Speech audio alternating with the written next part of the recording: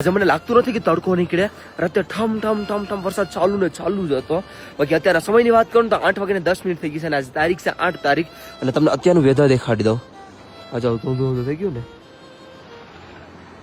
આજના કરી લો બાબાના દર્શન. હમણાં 2 દિવસથી કન્ટિન્યુ છે ને તડકો હતો, મસ્ત મજાનો. મતલબ બપોર સુધી તડકો રહેતો જ તો.